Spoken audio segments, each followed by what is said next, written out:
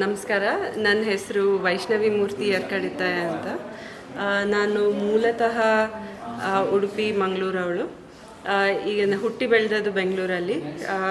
ಸಾಧಾರಣ ಒಂದು 2003ರಿಂದ ನಾನು ತುಳು-ತಿಗಳಾರಿ ಅಂತ ಒಂದು ಲಿಪಿ ಮೇಲೆ ಸಂಶೋಧನೆ ಮಾಡ್ತಾ ಇದ್ದೇನೆ.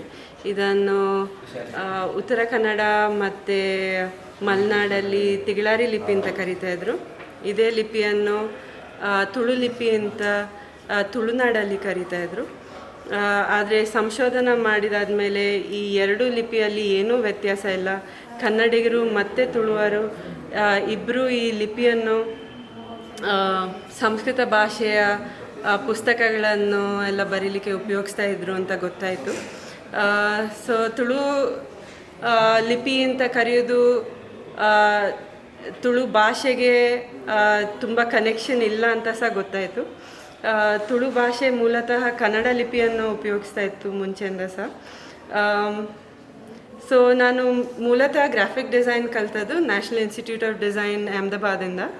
ಅದಾದಮೇಲೆ ನಾನು post graduation university of raiding ಅಂತ ಒಂದು ಜಾಗದಲ್ಲಿ ಟೈಪ್ ಡಿಸೈನಲ್ಲಿ ಮಾಡಿದೆ.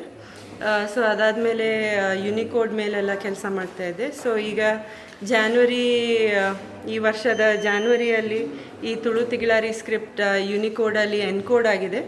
ನಾನು ಮತ್ತು ವಿನೋದ್ ರಾಜನ್ ಅನ್ನೋ ಇನ್ನೊಬ್ಬರು ಸೇರಿ ಇದರ ಮೇಲೆ ಕೆಲಸ ಮಾಡಿ ಯುನಿಕೋಡ್ ಎನ್ಕೋಡಿಂಗ್ ಆಗಿದೆ. ಇನ್ನು ಸ್ವಲ್ಪ ಸಮಯದಲ್ಲಿ ಫಾಂಟ್ಸ್ ಎಲ್ಲ ಬರ್ತದೆ. ಈ ಲಿಪಿಯನ್ನು ಟೈಪ್ ಮಾಡಲಿಕ್ಕೆ ಸುಲಭ ಆಗುವ ಹಾಗೆ ಮಾಡಿದೆ.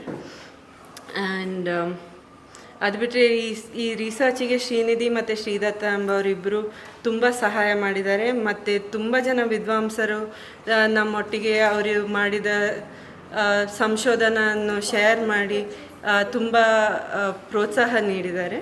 ಸೊ ಎಲ್ಲರಿಗೂ ಧನ್ಯವಾದಗಳು. ಈ ಡಿಸೈನಿಂದ ಲಿಪಿಗೆ ಹೆಂಗೆ ಬಂದ್ರಿ ನೀವು? ಯಾಕೆ ಬರಬೇಕು ಅಂತ? ಗ್ರಾಫಿಕ್ ಡಿಸೈನ್ ಇದು ಒಂದು ಭಾಗ ಲಿಪಿ ಶಾಸ್ತ್ರ ಕೂಡ.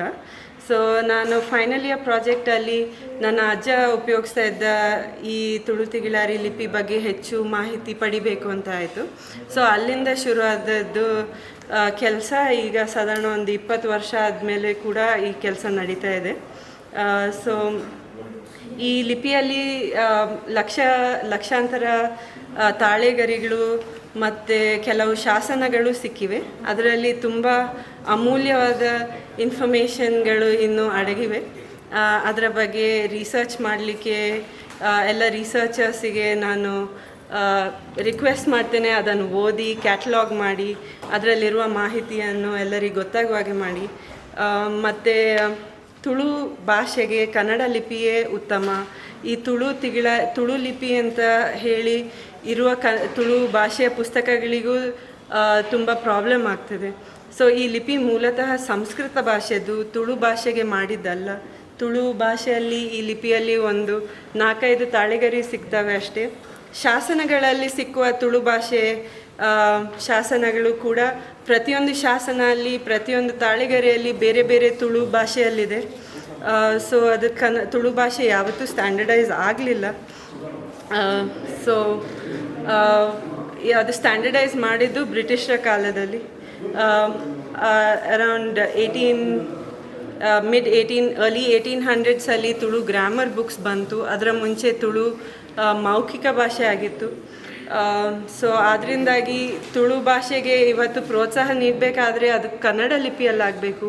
ಈ ಹೊಸ ಲಿಪಿ ಮೇಲೆ ಹೆಚ್ಚು ಕಷ್ಟಪಡದೆ, ಸಮಯ ವೇಸ್ಟ್ ಮಾಡದೆ, ದುಡ್ಡು ವೆಚ್ಚ ಮಾಡದೆ ಈ ಕನ್ನಡ ಲಿಪಿಗೆ ಯೂಸ್ ಮಾಡಿ ತುಳು ಮೇಲೆ ಸಂಶೋಧನೆ ಮಾಡ್ತಾ ಇರುವವರಿಗೂ ಹೆಲ್ಪ್ ಆಗ್ತದೆ. ಇವತ್ತು ತುಂಬ ಜನ ತುಳು ಭಾಷೆಯ ಮೇಲೆ ಸಂಶೋಧನೆ ಮಾಡ್ತಾ ಇದ್ದಾರೆ. ತುಳು ಭಾಷೆ ಈಗ ಇತ್ತೀಚೆಗೆ ತುಂಬ ಕನ್ನಡ ಮತ್ತು ಸಂಸ್ಕೃತದಾಗೆ ಆಗ್ತಾಯಿದೆ. ತುಳು ಭಾಷೆ ಅದರ ಮೂಲತಃ ಇರುವ ಒಂದು ಏನು ಹೇಳ್ತೀರಿ ಎಸೆನ್ಸ್ ಆಫ್ ತುಳು ಲ್ಯಾಂಗ್ವೇಜ್ ಅದು ಹೋಗ್ತಾ ಇದೆ ಇವತ್ತು. ಸೊ ಅದರ ಮೇಲೆ ಕೆಲಸ ಮಾಡೋರಿಗೆ ಪ್ರೋತ್ಸಾಹ ನೀಡಿ ಈ ಲಿಪಿ ಮೇಲೆ ಕೆಲಸ ಮಾಡೋದ್ರಲ್ಲಿ ಹೆಚ್ಚು ಇಂಪಾರ್ಟೆಂಟ್ ಅಲ್ಲ ಅಂತ ನಾನು ಹೇಳ್ತೀನಿ.